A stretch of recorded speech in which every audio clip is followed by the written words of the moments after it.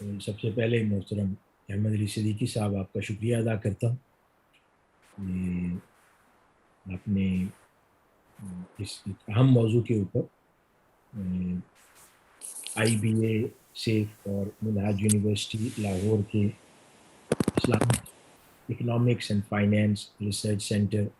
اکری کے تعاون سے انعقاد پذیر اس سیمینار میں ماڈریشن کی اور اس کی آغاز فرمایا اور انوائٹ کیا، اس پر شکریہ ادا کرتا ہوں۔ اور ساتھ میں دعا بھی کرتا ہوں کہ IBA اور منہاج یونیورسٹی لاہور نے ان پارٹنرشپ جو ویبینارز کے ایک سلسلے کا ارادہ کیا ہے، جس کی یہ پہلی کڑی ہے آج کا سیمینار، جس کے اندر اسلامک فائنینس، اسلامک اکنامکس اور اس سے متعلقہ دیگر اہم امور، ان پر مختلف اسکالرز کے ساتھ ہر ماہ ایک اہتمام کیا جانے کا ایک ارادہ کیا گیا ہے جنرل اویئرنیس سیشنز کے حوالے سے۔ تو میں اس کے لیے دعا گو ہوں کہ اللہ پاک اس کوشش اور کاوش کو دوام بھی بخشے اور اسے قبول بھی فرمائے اپنی بارگاہ میں، تاکہ ہم اسلامک فائنینس، اسلامک اکنامکس اور اسلام کے دیگر عطا کردہ جو تعلیمات ہیں ان امور کے حوالے سے، اس پر بہتر سے بہتر انداز میں اویئرنیس اسپریڈ کر سکیں around Pakistan and around the world. آج جو زکوٰۃ کا جو موضوع جس کا انتخاب کیا گیا، اس کی ایک اہم وجہ یہ بھی ہے کہ رمضان المبارک کی آمد ہے، اور میں ایک چیز اور عرض کرتا چلوں کہ ان ویبینارز کے لیے جو میڈیم آف لینگویج کا انتخاب کیا گیا ہے، عموماً ہمارے ہاں مختلف سیمینارز اور کانفرنسز کا اہتمام ہوتا ہے اور میڈیم آف لینگویج جو ہے وہ انگلش رکھی جاتی ہے ایکڈیمک ریکوائرمنٹس اور آڈینس کو مد نظر رکھتے ہوئے، لیکن ان ویبینارز میں بالخصوص محترم احمد علی صدیقی صاحب کی ایڈوائس اور مشورے کے ساتھ اس پر اتفاق ہوا کہ اس کی میڈیم آف لینگویج جو ہے اس کو مینلی اردو رکھا جائے، تاکہ جو جنرل آڈینس ہے، عوام الناس، ان تک ان تمام سبجیکٹس جو کہ اسلامک اکنامکس اینڈ فائنینس سے متعلقہ ہیں، ان کی اویئرنیس کو زیادہ سے زیادہ لوگوں تک پہنچایا جا سکے، اور اس کے لیے ایک بہترین میڈیم آف لینگویج یقیناً اردو ہو سکتی ہے۔ تو میں عرض کر رہا تھا کہ اس پہلے سیمینار کا موضوع زکوٰۃ، اس کا انتخاب اس لیے کیا گیا کہ رمضان المبارک کی آمد ہے، اور عموماً اہلیان اسلام اور اہلیان پاکستان اپنی جو زکوٰۃ ہے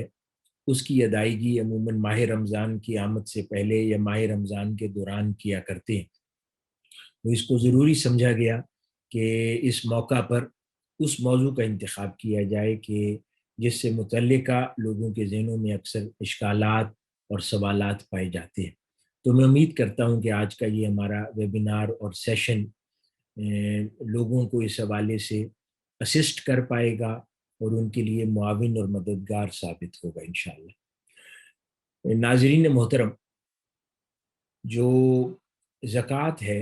ہم جانتے ہیں کہ یہ اسلام کے بنیادی 5 رکن یا پلرز میں سے ایک ہے، اور اس کو ہم عموماً صلاۃ کے بعد، نماز اور روزہ کے بعد زکوٰۃ کو تیسرے نمبر پہ پلرز کے اندر رکھا گیا ہے، اور اسلام کے اندر یہ اہمیت دی گئی ہے۔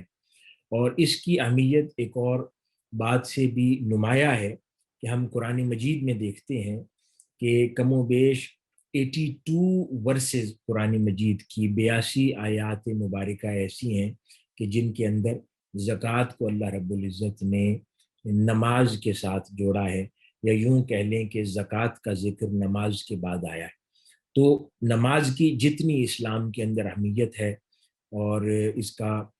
تذکرہ کیا جاتا ہے قرآن مجید میں، احادیث مبارکہ کی روشنی میں، اور اسلام کے بنیادی ارکان کے اندر جو ایک مغز اور اہمیت کی حامل نماز ہے، تو زکوٰۃ بھی کسی بھی صورت اس سے کم نہیں ہے اور اس کو اہمیت دی جاتی ہے۔ میں قرآن مجید کے اسی طرح کے کچھ مقامات کا حوالہ یہاں پر وقت کی تنگی کو ملحوظ خاطر رکھتے ہوئے صرف ترجمہ ان مقامات کا بیان کر دیتا ہوں اپنی آڈینس کے لیے۔ جس سے اندازہ ہو سکے کہ قرآن مجید اور احادیث مبارکہ کی کن کن مقامات پر زکوٰۃ کی اہمیت کو اجاگر کیا گیا ہے۔ اس کے بعد اس کے موڈ اور اس کی ٹیکنیکلٹیز کی طرف انشاءاللہ ہم اپنی ڈسکشن کو لے کے آگے بڑھیں گے۔ قرآن مجید میں یہاں پر جیسے اللہ پاک ارشاد فرماتے ہیں اعوذ باللہ من الشیطان الرجیم واقیموا الصلاۃ وآتوا الزکاۃ، اور نماز قائم رکھو اور زکوٰۃ دیتے رہو۔ ایک اور مقام پر اور نماز قائم رکھنا اور زکوٰۃ دیتے رہنا، نماز کے بعد ساتھ ہی زکوٰۃ کا ذکر آ رہا ہے، اور اللہ اور اس کے رسول کی اطاعت گزاری میں رہنا۔ ایک اور مقام پر ارشاد ہوا اور نماز قائم رکھو اور زکوٰۃ دیا کرو اور رکوع کرنے والوں کے ساتھ مل کر رکوع کیا کرو۔ ایک اور مقام پر اسی طرح اللہ رب العزت ارشاد فرماتے ہیں اور ہم نے انہیں انسانیت کا پیشوا بنایا اور لوگوں کو ہمارے حکم سے ہدایت کرتے تھے، اور ہم نے ان کی طرف اعمال خیر اور نماز قائم کرنے اور زکوٰۃ ادا کرنے کے احکام کی وحی بھیجی۔ یعنی نماز قائم کرنے اور زکوٰۃ، ہر مقام پر نماز کے ساتھ زکوٰۃ کا تذکرہ آ رہا ہے، اور وہ سب ہماری عبادت گزار تھے۔ ایک اور مقام پر ارشاد فرمایا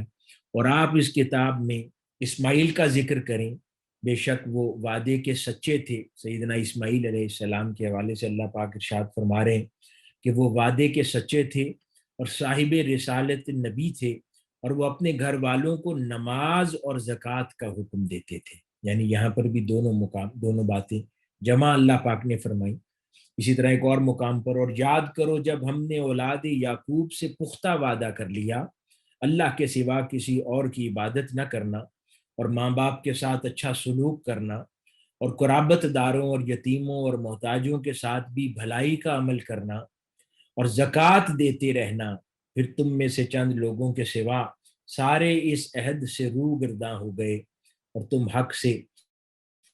گریز ہی کرنے والے ہو۔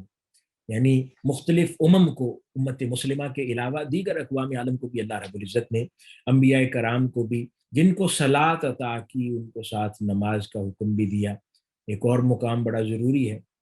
سیدنا عیسیٰ علیہ السلام کے حوالے سے اللہ پاک ارشاد فرماتے ہیں بچہ خود بول پڑا، بے شک میں اللہ کا بندہ ہوں، اس نے مجھے کتاب عطا فرمائی ہے اور مجھے نبی بنایا ہے، اور میں جہاں کہیں بھی رہوں اس نے مجھے سراپا برکت بنایا ہے، اور میں جب تک بھی زندہ رہوں اس نے مجھے نماز اور زکوٰۃ کا حکم فرمایا ہے۔ غور کیجئے کہ جہاں جہاں پر بھی دیگر اور انبیاء کے حوالے سے ذکر ہو یا امت مسلمہ اور اسلام کی بات ہو، اللہ پاک نے جہاں پر نماز کا ذکر ارشاد فرمایا بس وہیں پر ساتھ اللہ پاک نے نماز کا حکم بھی فرمایا۔ اب چند احادیث مبارکہ کا ذرا جائزہ لیتے ہیں۔ حضرت سیدنا ابن عباس رضی اللہ تعالیٰ عنہ سے روایت ہے کہ آپ نے فرماتے ہیں کہ ایک آدمی حضور نبی اکرم صلی اللہ علیہ وآلہ وسلم کی بارگاہ میں حاضر ہو کر عرض گزار ہوا کہ یا رسول اللہ صلی اللہ علیہ وآلہ وسلم، میری والدہ ماجدہ کا انتقال ہو گیا اور ان کے ذمہ ایک ماہ کے روزے ہیں، کیا میں ان کی طرف سے روزے رکھوں؟ آقا علیہ الصلوۃ والسلام نے فرمایا ہاں، اللہ تعالیٰ زیادہ حقدار ہے کہ اس کا قرض ادا کر دیا جائے۔ یہاں پر بات تو سیام کی ہے، روزوں کی، لیکن ان جنرل آقا علیہ الصلوۃ والسلام نے ایک قانون ارشاد فرمایا کہ اگر تمہارے کوئی مر جائے تو اس کا قرض ادا کرتے ہو تو اللہ پاک زیادہ حقدار ہے کہ جو اس کا قرض ادا کر دیا جائے، چاہے وہ قرض پھر سیام رمضان کا ہو یا وہ قرض زکوٰۃ کی صورت میں ہو۔ ایک اور مقام پر سیدنا ابی ہریرہ رضی اللہ تعالیٰ عنہ فرماتے ہیں کہ رسول اللہ صلی اللہ علیہ وسلم نے فرمایا کہ جس شخص کو اللہ تعالیٰ نے مال عطا فرمایا اور اس میں سے زکوٰۃ نہ دے تو اس کے مال کو سانپ کی شکل دے دی جائے گی جس کی آنکھوں پر 2 سیاہ نقطے ہوں گے، اور قیامت کے روز وہ اس کے گلے میں توق بنا کر ڈال دیا جائے گا، چنانچہ وہ سانپ اس کی دونوں باچھیں پکڑ کر کہے گا کہ تیرا مال ہوں، میں تیرا خزانہ ہوں۔ یعنی یہ ان لوگوں کے لیے وعید ہے کہ جو لوگ اپنی زکوٰۃ ادا نہیں کرتے۔ ایک اور مقام پر حضرت عبادہ بن صامت رضی اللہ تعالیٰ عنہ سے مروی ہے کہ رسول اللہ صلی اللہ علیہ وآلہ وسلم نے ارشاد فرمایا سمندر اور زمین میں کوئی مال تب ضائع ہوتا ہے. بڑی غور طلب بات ہے. حضور نے فرمایا کہ سمندر اور زمین میں تب ہی کوئی مال ضائع ہوتا ہے جب اس کی زکوٰۃ ادا نہیں کی گئی ہوتی. تو یہ کچھ روایات ہیں، چند کا حوالہ میں نے احادیث مبارکہ اور آیات مبارکہ سے پیش کیا اس کی اہمیت کو اجاگر کرنے کے لیے کہ در حقیقت اسلام میں زکوٰۃ ادا کرنے کی اہمیت کیا ہے. اب ان روایات، احادیث مبارکہ، آیات مبارکہ کو سن کے خیال پیدا ہوتا ہے کہ اللہ پاک نماز اور زکوٰۃ کو ساتھ ساتھ 82 آیات میں کیوں لایا ہے. ایک اس کی ریزن جو ہمیں سمجھ آتی ہے وہ یہ ہے کہ جب انسان نماز ادا کرتا ہے تو وہ حقوق اللہ میں سے ہے، وہ اللہ کا حق ادا کرتا ہے. اور جب انسان زکوٰۃ دیتا ہے تو وہ حقوق العباد میں سے ان غریب لوگوں کا حق ادا کرتا ہے کہ جن کا حق اللہ رب العزت نے اس کے مال میں رکھا ہے. کیونکہ اللہ پاک کی ارشاد فرماتا ہے قرآن مجید میں کہ ان کا مال ادا کر دو، محروموں کا مال ادا کر دو جو تمہارے مال میں ہے. یعنی زکوٰۃ کبھی بھی ادا کرنا فیور نہیں ہے، کسی پر احسان نہیں ہے، بلکہ اللہ رب العزت نے غریبوں کا، فقراء کا، مساکین کا،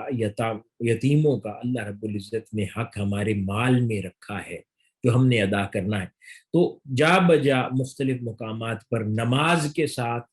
زکوٰۃ کو لانے کا مقصد جو سمجھ آتا ہے وہ یہ ہے کہ اللہ پاک فرما رہا ہے کہ ایک ہاتھ سے حقوق اللہ ادا کرو، ایک ہاتھ سے حقوق العباد ادا کرو. یعنی زندگی یوں گزارو کہ حقوق اللہ بھی ادا کرتے رہو اور حقوق العباد بھی ادا کرتے رہو. ہم حقوق اللہ تو ادا کرتے ہیں عموماً، لیکن حقوق العباد میں کوتاہی برت لیتے ہیں. ہم نماز کا اہتمام کرتے ہیں، روزہ بھی رکھتے ہیں، حج کا اہتمام بھی کرتے ہیں،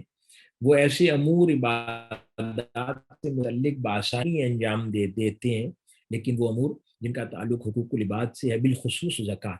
اس میں ہم کوتاہی برت لیتے ہیں. پھر ہمارے مال کا نقصان بھی ہوتا ہے، ہمارے کاروبار کا نقصان بھی ہوتا ہے. پھر ہم کئی بار پریشان حال بیٹھے ہیں، سوچتے ہیں کہ ایسا کیا ہو گیا، میری بزنس اسٹریٹجی میں ایسی کیا کمی رہ گئی کہ میرے مال کا نقصان ہو گیا، میرے کاروبار ڈوب گیا. تو ناظرین محترم، عموماً وہ بزنس اسٹریٹجی میں کئی بار کمی نہیں ہوتی، بلکہ تاجدار کائنات صلی اللہ علیہ وآلہ وسلم کے اس ارشاد گرامی کی روشنی میں وہ کمی ہماری حقوق العباد کی ادائیگی میں ہوتی ہے. یعنی ہم نے زکوٰۃ جو ہم پر فرض ہے ہم نے ادا نہیں کی ہوتی، اپنے مال کا صدقہ نہیں اتارا ہوتا جتنا اس پر لازم ہوتا ہے، تو اللہ پاک اس مال کا نقصان بھی فرما دیتا ہے اور اس کے ساتھ ساتھ آخرت میں اس بغیر زکوٰۃ ادا کیے مال کو اللہ پاک فرما رہا ہے ہمارے گلوں کا طوق بنا دے گا آخرت میں، اور وہ ایک عذاب کی شکل اختیار کر لے. یہ تو کچھ گزارشات تھیں زکوٰۃ کی اہمیت کو بیان کرنے کے حوالے سے، اور یقیناً بعد ازاں ہمارے معزز اسکالرز اور مقررین دیگر موجود ہیں وہ اس پر فردر روشنی ڈالیں گے. میں اس کے دوسرے حصے کی طرف اب چلتا ہوں. ہمارے ہاں عموماً ایک رجحان پایا جاتا ہے کہ زکوٰۃ کو ادا کیسے کیا جائے. دو حصے عموماً اس کے ہوتے ہیں. میں امید کرتا ہوں ہمارے جو دوسرے معزز اسکالر ہیں وہ جو سبجیکٹ ہے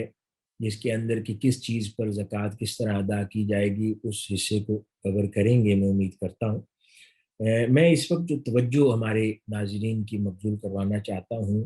وہ ایک عموماً ہمارے یہاں پریکٹس ہے، وہ یہ کہ جب ماہ رمضان المبارک آتا ہے یا زکوٰۃ ادا کرنے کا مہینہ آتا ہے اور پورا سال گزر چکا ہوتا ہے تو ہم مثال کے طور پر ایک ہاؤس ہولڈ ہے، اس نے 1 لاکھ روپے زکوٰۃ نکالنی ہے یا 50,000 روپے اس کی زکوٰۃ ہے. تو وہ ہمارے ہاں عموماً رمضان المبارک میں راشن لے کر دیتے ہیں مختلف ضرورت مندوں کو، یا لوگ اپنے گھر افطار کا اہتمام کرتے ہیں. زیادہ لوگوں کو گھروں سے باہر کئی بار تاجر حضرات ہیں افطار کا اہتمام کیا جاتا ہے، یا کوئی اور ایسی چھوٹی شکلیں بنائی جاتی ہیں کہ ہم اپنی 50,000 یا 1 لاکھ روپے کی جو زکوٰۃ ہے اس کو یوں ڈیوائڈ کر دیتے ہیں کہ وہ 100 لوگوں میں 1,000 روپے پہنچ جاتا ہے. یا 200 لوگوں میں 500 روپے کی مالیت کا سامان، راشن یا کیش رمضان المبارک میں لوگوں تک پہنچا دیتے ہیں۔ ہماری کوشش ہوتی ہے زیادہ سے زیادہ لوگوں میں تھوڑی تھوڑی اماؤنٹ، جس سے گزارنے والا شاید اپنا پورا رمضان کا مہینہ بھی نہیں پوری طرح گزار لیتا، اور وہ محتاجوں کی طرح ایک گھر سے 1000 روپے لیتا ہے، پھر کسی دوسرے زکوٰۃ تقسیم کرنے والے سے 1000 روپے لیتا ہے، کسی سے پھر وہ 2000 کا متمنی ہوتا ہے، اور اس طرح وہ محتاجوں کی طرح تھوڑے تھوڑے پیسے 10 گھروں سے اکٹھے کرتا ہے۔ تو در حقیقت ہم نے کیا کیا؟ ہم نے زکوٰۃ تقسیم کرنے کے نام پر ہم نے اس کو فقیر بنا دیا، ہم نے اس کو بھیکاری بنا دیا، اس کی سفید پوشی کا استحصال کیا، اس کا مذاق کیا، اور اس کی عزت نفس کو مجروح کر دیا، تھوڑے تھوڑے پیسے تقسیم کر کے، یہاں تک کہ اس کی عادت بن جاتی ہے۔ ایک سال وہ اس طرح پیسہ اکٹھا کرتا ہے، اور ہر سال محتاجی تو اس کی نہیں جاتی، لیکن اس کی وہ عزت نفس مجروح ہو جاتی ہے، اور وہ پھر ہر وقت تقاضا کرتا رہتا ہے کہ اس کو زکوٰۃ اس انداز میں ادا کر دی جائے۔ حاضرین محترم، میں یہاں پر سیدنا عمر فاروق رضی اللہ تعالیٰ عنہ کی ایک پریکٹس آپ کے گوش گزار کرنا چاہتا ہوں، جس سے ہمیں صحیح انداز میں زکوٰۃ ادا کرنے کا طریقہ، اس کی علت، اور سیدنا عمر فاروق رضی اللہ تعالیٰ عنہ کا طریقہ سمجھ آئے، جس سے ہم سمجھ سکیں کہ ایکچولی وہ کیا طریقہ بہترین ہے جس طریقے سے زکوٰۃ کو ادا کیا جانا چاہیے۔ روایات میں آتا ہے کہ سیدنا عمر فاروق رضی اللہ تعالیٰ عنہ حدیث میں آپ ارشاد فرماتے تھے اپنے ورکرز کے ساتھ اور اپنے فالوورز کے ساتھ، جو آپ کے ساتھ کام کرتے تھے بطور خلیفۃ المسلمین اور عاملین جو تھے، آپ فرماتے تھے کہ زکوٰۃ اس طرح ادا کرو کہ جسے دے رہے ہو اسے غنی کر دو۔ اب یہ بڑی خاص مقام ہے۔ فرمایا، یہ نہیں فرمایا کہ زکوٰۃ ادا کرو، فرمایا کہ زکوٰۃ کو اس طرح ادا کرو کہ جسے دے رہے ہو اسے غنی کر دو، یعنی اس کی محتاجی دور کر دو۔ پھر نہ صرف آپ یہ ارشاد فرماتے، آپ کے معمولات میں سے ہے کہ ایک روز ایک غریب شخص آپ کی خدمت میں حاضر ہوا، آپ نے اس شخص کو 3 اونٹ عطا فرمائے، زکوٰۃ میں سے 3 اونٹ عطا فرمائے۔ آپ چاہتے تو اس کی ضرورت مندی 1 اونٹ سے کر دیتے، وہ مہینہ بھر کھا لیتا، آپ نے اسے 3 اونٹ عطا فرمائے، اور پھر نہ صرف عطا فرمائے بلکہ جو عاملین تھے، ورکرز تھے، ان کو آپ نے یہ تاکید فرمائی کہ اس شخص کو بار بار صدقہ اور زکوٰۃ دیتے رہنا، یہاں تک کہ یہ زکوٰۃ مانگنے والوں میں نہ کھڑا نظر آئے، یعنی اس کو غنی کر دیں۔ اسی طرح ایک اور آپ سے روایت منسوب ہے، آپ نے ارشاد فرمایا کہ I will distribute صدقہ again and again till the moment when each of them has 100 camels۔ یعنی آپ کیا ارشاد فرما رہے ہیں؟ یہ نہیں فرما رہے کہ میں اس زکوٰۃ سے بھوک دور کر دوں گا، بلکہ آپ یہ ارشاد فرما رہے ہیں کہ میں اس وقت تک یہ اونٹ مانگنے والوں کو صدقہ اور زکوٰۃ میں سے اونٹ دیتا رہوں گا، یہاں تک کہ ان میں سے ہر ایک کے پاس 100 اونٹ ہو جائے، یعنی وہ اتنا غنی ہو جائے کہ وہ آگے زکوٰۃ نکالنے کے قابل ہو جائے۔ یعنی ایک اور 100 اونٹ کا مطلب یہ ہے کہ جو لائف سٹاک کے اوپر زکوٰۃ بیان کی جاتی ہے کتب کے اندر، فقہا میں، وہ یہ ہے کہ 5 اونٹ ہوں تو ایک شیپ، ایک بھیڑ زکوٰۃ ہے۔ تو وہ کیا فرما رہے ہیں کہ اس کو اتنے اونٹ دے دوں کہ وہ اپنی ذاتی زکوٰۃ 20 شیپس کی شکل میں نکال اور وہ آگے لوگوں کو غنی کرے۔ تو یہاں پر بہت خوبصورت انداز میں ایک کانسیپٹ سمجھ آتا ہے کہ اصل میں زکوٰۃ کا تصور کیا ہے۔ زکوٰۃ دینے کا تصور یہ نہیں ہے کہ آپ تھوڑے تھوڑے پیسے، جیسے میں عرض کر چکا، تقسیم کر کے دوسرے شخص کو محتاج بنا دیں، اور وہ ہر سال مانگتا رہے اور زندگی کے 30 سال بھی غنی نہ ہو، 30 سال بھی اس کی ضرورت مندی پوری نہ ہو، وہ پوری زندگی محتاجی کی گزارے، ہر سال وہ رمضان کے آنے کا انتظار کرے، اور ہم رمضان المبارک میں تاجر، سیٹھ، کاروباری، مالدار فخر محسوس کریں، الحمدللہ میں نے اس سال اتنی زکوٰۃ نکالی، 500 لوگوں کو دیا میں نے، یہ ان میں سے، لیکن غنی کسی ایک کو نہیں کیا، زکوٰۃ مانگنے والوں میں سے کسی ایک کو بھی باہر نہیں نکالا۔ اسی طرح حضرت یحییٰ بن سعید فرماتے ہیں کہ سیدنا عمر بن عبدالعزیز رضی اللہ تعالیٰ عنہ کے زمانے میں مجھے افریقہ بھیجا گیا زکوٰۃ کلیکٹ کرنے کے لیے، اور جب میں نے وہاں سے زکوٰۃ کلیکٹ کر لی تو مجھے حکم تھا کہ افریقہ میں زکوٰۃ کلیکٹ کرنے کے بعد آپ وہیں پر لوگوں میں تقسیم کر دیں۔ وہ کہتے ہیں کہ اس کے بعد میں ڈھونڈتا رہا کہ کوئی زکوٰۃ لینے والا مجھے مل جائے۔ وہ کہتے ہیں کہ سیدنا عمر بن عبدالعزیز نے زکوٰۃ کی تقسیم کا ایسا نظام بنایا تھا کہ مجھے کوئی زکوٰۃ لینے والا نظر ہی نہیں آیا، یہاں تک کہ میں نے پھر غلاموں کو اس مال سے خرید کر آزاد کیا اور اس زکوٰۃ کو یوز کیا۔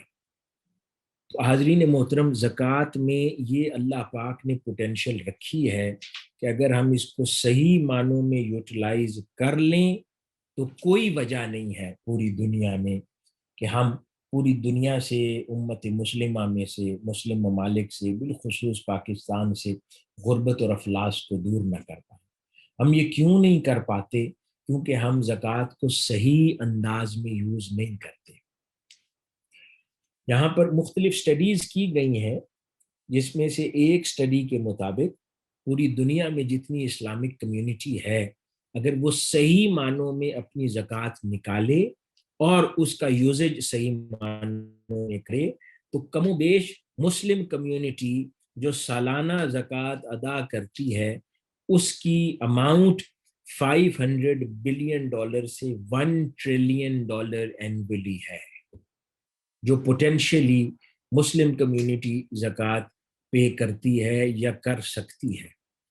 اسی طرح OIC کنٹریز کے حوالے سے مختلف سٹڈیز کی گئیں مسلم کنٹریز کے حوالے سے، اور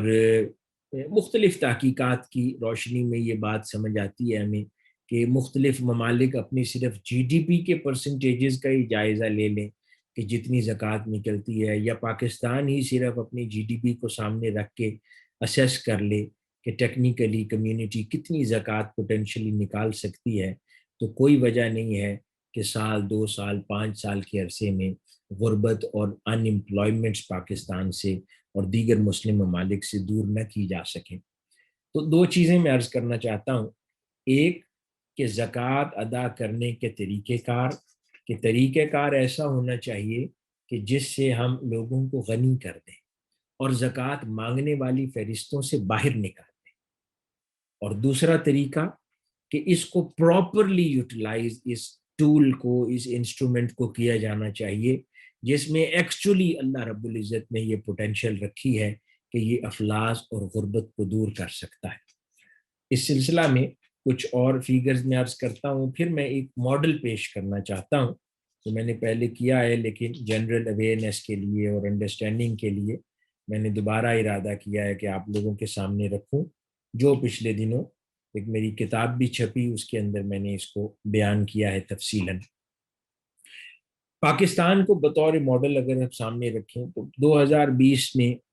پاکستان کا جو GDP تھا وہ $314 بلین کے قریب تھا، اور پاکستانی قیمت میں، پاکستانی روپیز کے اندر وہ تقریباً یہ ہمارا تھا 50 ارب اور یعنی 50 بلین روپیز تھا، 5,000 ارب روپے روپیز کے اندر یہ اماؤنٹ تھی، لیکن ان بلینز اس کو ہم دیکھیں تو $314 بلین ہمارا بجٹ تھا، جو کہ پھر 2020-21 کا بجٹ وہ شرنک ہو کے کووڈ-19 اور فائنینشیل کرائسس کی وجہ سے اور زیادہ شرنک ہو کے چھوٹا ہو گیا۔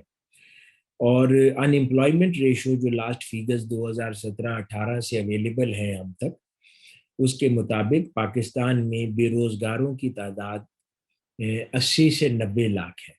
تقریباً، کم و بیش، اور یہ 2017 اور 18 کے اعداد و شمار کے مطابق ہے۔ اور اب تو جو کووڈ-19 کی وجہ سے فائنینشیل کرائسس بلڈ اپ ہوئے ہیں، اس سے تو اس وقت خطۂ غربت سے نیچے یہ ایکسپیکٹ کیا جا رہا ہے تقریباً 5 کروڑ افراد چلے گئے ہیں، اور جو بے روزگاری ہے وہ اور کچھ نہیں تو 1.5 سے 2 کروڑ افراد ان ٹوٹل اس وقت بے روزگار ہو چکے ہیں۔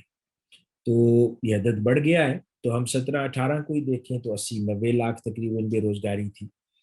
اسی طرح پاورٹی، جو نیشنل پاورٹی لائن ہے، اس سے نیچے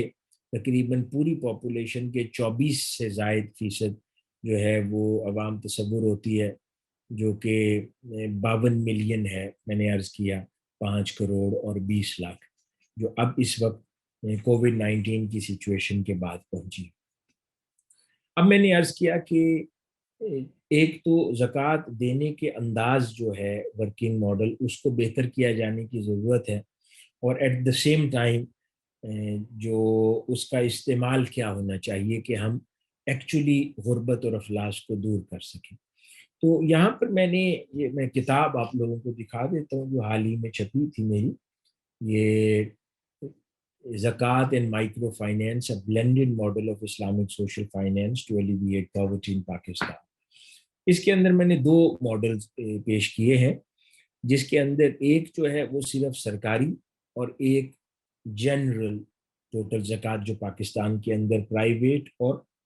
گورنمنٹ کلیکٹیبلز ٹوٹل کیا ہے۔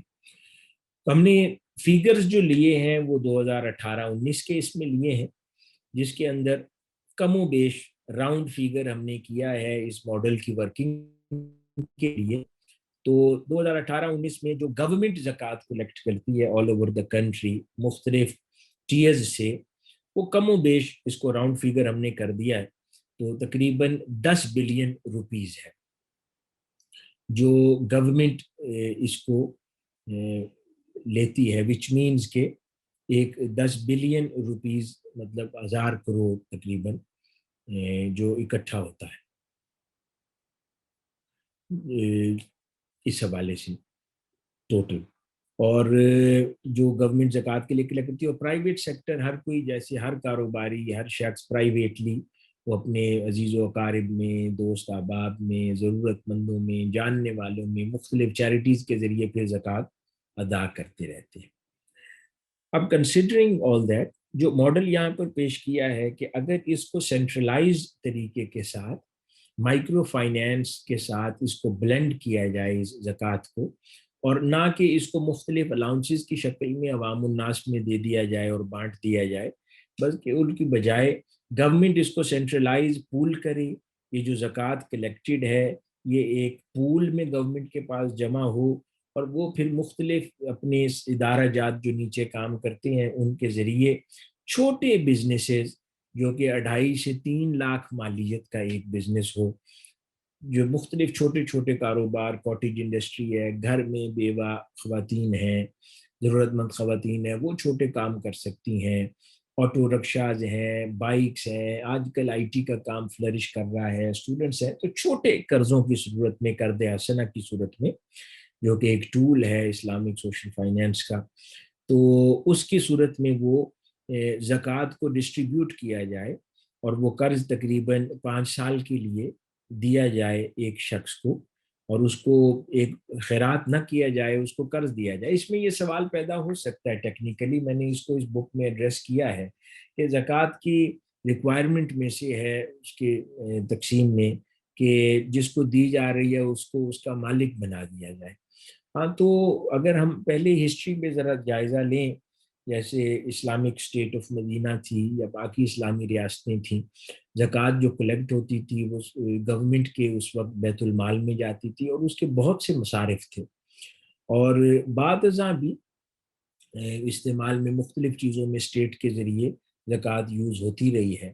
تو ادھر بھی یہ مسئلہ ریزالو ہو جاتا ہے، کیونکہ اگر ملکیت میں لانا مقصود ہے تو ٹیکنیکلی جو ڈپارٹمنٹ پاکستان کی ریاست یا اسٹیٹ قائم کرتی ہے اور جو بھی ٹوٹل زکوٰۃ کلیکٹ ہو رہی ہے تو اس انسٹیٹیوشن یا اس ڈپارٹمنٹ کو مالک بنا دیا جائے کہ وہ امین ہے اس کلیکٹڈ زکوٰۃ کا، تو وہ الٹیمیٹلی زکوٰۃ ادا کرنے والا کسی کو مالک ہی بنا رہا ہے اس پیسے کا، اور پھر اس ڈپارٹمنٹ پر یہ لازم ہو کہ یہاں پر کلیکٹڈ جتنا پیسہ ہے اس کا کوئی اور مصرف نہیں ہے سوائے اس کے کہ پاکستان سے غربت کا خاتمہ، پاکستان سے ان امپلائمنٹ کا خاتمہ، اور بہتر انداز میں پاکستان کی اکنامک کنڈیشنز کو امپروو کرنا۔ اور پھر وہ ڈپارٹمنٹ جو ہے جہاں پر ساری زکوٰۃ پول ہوتی ہے وہ ہمیشہ اس کا مصرف صرف اور صرف غربت کے کو ایڈریس کرنے کے لیے رہے، اور وہ پیسہ کہیں اور نہ لگے اور اس کی ملکیت ہو جائے اس ڈپارٹمنٹ کی، اور پھر جب بعد ازاں وہ تقسیم کیا جائے اور وہ پھر ڈپارٹمنٹ قرض حسنہ کی طرح دے اور لوگوں سے وہ 5 سال میں واپس لے، تو اس کا بذات خود پول پھر بڑھتا چلا جاتا ہے۔ تو یہ ایک بہت بڑا فنڈ کریٹ ہو سکتا ہے پاکستان کے لیے کہ جس کے ذریعے ہم ختم کر سکتے ہیں بے روزگاری کو۔ تو میں نے عرض کیا کہ یہ جو ماڈل میں نے عرض کیا جس میں کہ ہم آلریڈی گورنمنٹ تقریباً 10 بلین روپیز جمع کرتی ہے اور اس کو پھر مختلف تقسیم کرنے کی کوشش کرتی ہے اس ماڈل پر، تو اس ماڈل کے اندر اگر 10 بلین روپیز آلریڈی سرکار کے پاس جمع ہوتا ہے اور وہ 2.5 لاکھ روپے کے چھوٹے کاروباری یونٹس قرضے بزنس پروڈکٹس یا بزنسز کی شکل میں اپلیکیشنز ریسیو کر کے پاکستانی عوام سے بے روزگاروں کی وہ ان کو دیتی ہے، تو وہ اس سے تقریباً 10 ارب سے تقریباً 40,000 units of small businesses create ہوتے ہیں ایک سال کی زکوٰۃ جو کہ آلریڈی جمع ہوتی ہے، اور جو زکوٰۃ ادا کرے گا اس کو 5 سال کے لیے قرض دیا جائے گا، اور 5 سال کے لیے وہ اگر اس کو صرف ماہانہ 4,166 روپے کی قسط ادا کرتا ہے اور باقی جو وہ اس پیسے کے کاروبار سے کماتا ہے وہ اپنے گھر میں لے کر جاتا ہے، تو 5 سال میں وہ ادا کر دیتا ہے قسط، اور 40,000 یونٹس کی وہ 5 سال میں ریکوری بھی ہوتی ہے، تو ایک سال کے اندر جو چھوٹی پرسنٹیج کی ریکوری ہوگی اس سے 2 ارب روپے ایگزسٹنگ جو کلیکٹیبل زکوٰۃ ہے اس سے زائد آئے گا، تو نیکسٹ ایئر پھر لگانے کے لیے یا لوگوں میں واپس تقسیم کرنے کے لیے 10 ارب روٹین کی کلیکشن ہے اور 2 ارب اضافی جو قرض حسنہ کی واپسی کی صورت میں کچھ نہ کچھ آ رہا ہے ایک سال میں، تو وہ جمع ہو کے اگلے سال 12 ارب روپے حکومت ان امپلائمنٹ کے خاتمے کے لیے تقسیم کرنے کے قابل بن جائے گی۔ اسی طرح پھر دوسرے سال یہ سلسلہ جاری رہے گا اور تیسرے سال یہ اماؤنٹ اور زیادہ ہو جائے گی، یوں 5 سال کے اختتام پر تقریباً جو ٹوٹل جو زکوٰۃ کلیکٹیبلز ہیں 5 سال کے اختتام پر وہ تقریباً 25 ارب روپے اس پول میں سیونگ کی شکل میں موجود ہوگا تقسیم کرنے کے لیے، اور باقی تقسیم ہونے کے بعد، اور 5 سال میں کم از کم 3 لاکھ بے روزگاروں کو روزگار حکومت مہیا کر چکی ہوگی۔ یہ ہے پہلا بیسک ماڈل جس میں صرف آلریڈی ہم نے اس اماؤنٹ کو لیا ہے جو گورنمنٹ آف پاکستان کلیکٹ کرتی ہے۔ اب ایک ذرا دوسرا پازیٹیو ایک اور ماڈل جو ذرا جائزہ لیتے ہیں کہ اگر اس ماڈل کے اندر ہم اسی طرح 314 بلین US ڈالر کو بنیاد بنائیں جی ڈی پی کو،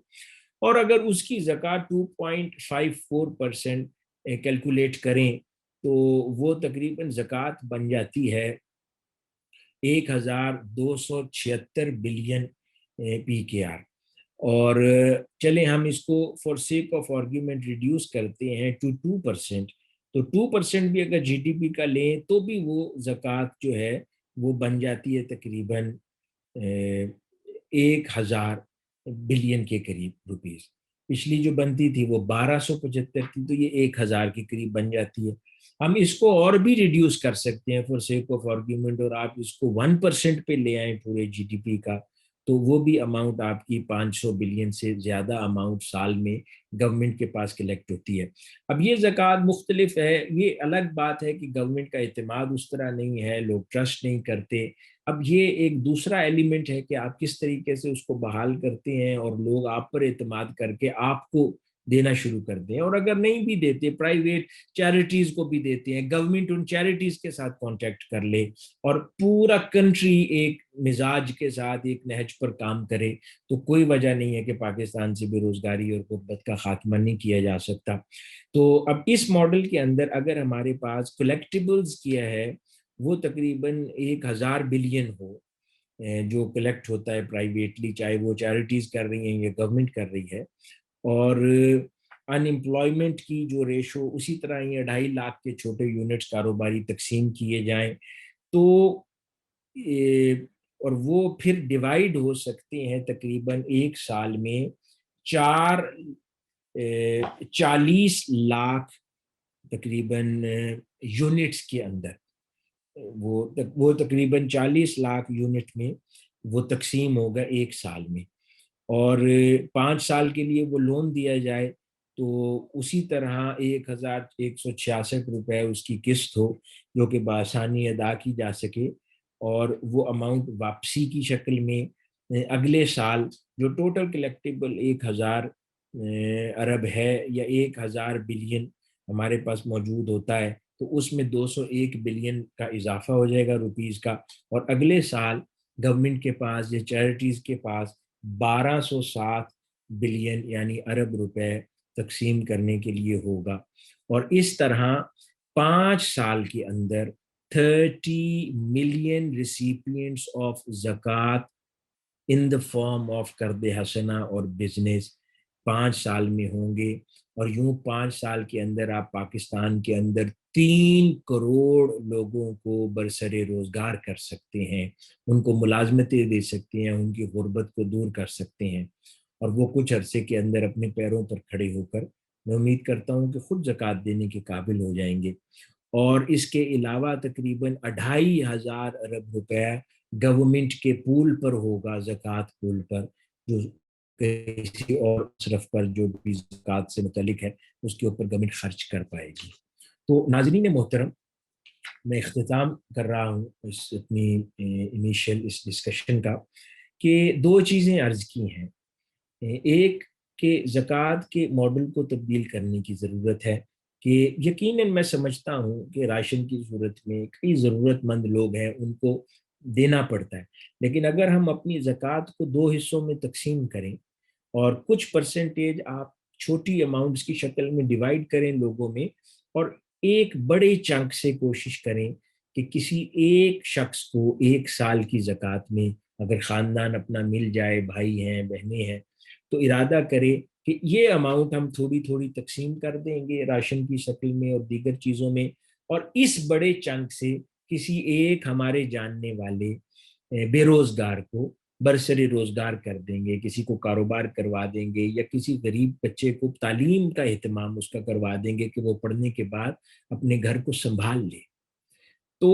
ارادہ کر لیں کہ ہم نے کولیکٹیو انداز میں ایک بڑا چنک ایک فیملی کو دینا ہے، تاکہ وہ اگلے سال اپنی ضرورتوں سے آزاد ہو جائے کم و بیش، اگر نہیں ہوئی تو اگلے سال بھی اسی کو چنک دیں، تاکہ 2-3 سال کے تسلسل میں وہ اتنی مستحکم ہو جائے کہ وہ زکوٰۃ لینے والوں میں نہ رہے۔ میں سمجھتا ہوں کہ یہ کامیابی ہوگی، اس سے زیادہ کامیابی ہوگی کہ ہم 30 سال تک اپنی زکوٰۃ تقسیم کرتے رہیں اور کوئی ایک شخص بھی ہم غنی نہ کر پائیں۔ اس کے برعکس اگر ہم کسی ایک کو 3 سال دیں اور یہ خوشی ہو کہ چوتھے سال وہ شخص اب زکوٰۃ کی فہرست سے نکل گیا ہے، تو یہ بہت بڑی کامیابی۔ اور دوسری چیز میں نے عرض کیا کہ گورنمنٹس اور چیریٹیز مل کر اس قسم کا فیصلہ کریں، اور اگر یہ پاکستان میں کیا جائے اور پوری دنیا میں، پھر مسلمان ورلڈ کے اندر کیوں نہیں یہ ہو سکتا کہ قرض حسنہ کے ماڈل پر زکوٰۃ کو دیا جائے، جس کے لیے میں نے بنیاد ایک ایویڈنس آلریڈی عرض کیا ہے کہ آپ اس پول کو مالک بنا دیں اس کے لیے انڈیویجولز کی بجائے، تاکہ وہ پول اس کو ڈسٹریبیوٹ کرے اور سرکولیٹ کرے زکوٰۃ کو۔ تو آپ اس طریقے سے تقریباً 5 سال کے اندر 3 کروڑ سے زائد روزگار پاکستان میں پیدا کر سکتے ہیں، اور ملک خوشحال ہو سکتا ہے، غربت دور ہو سکتی ہے. آپ کو ملکوں میں امید پھر نہ IMF کے پاس جانے کی ضرورت ہے، نہ قرض پہ سود دینے کی اور سود لینے کی ضرورت نہیں ہے. اللہ پاک اس تکلیف سے بھی نجات عطا کر دیتا ہے اور قوموں کو بھی خوشحال کر دیتا ہے. تو اللہ پاک ہمارا حامی و ناصر ہو. اور جو باتیں ہم نے کی ہیں میں امید کرتا ہوں کچھ نہ کچھ اویئرنیس اس کے ذریعے پھیلی ہوگی یا پھیلنے کا باعث بنے گی. یہ ہمارا سیمینار آج کا. تو شکریہ بہت.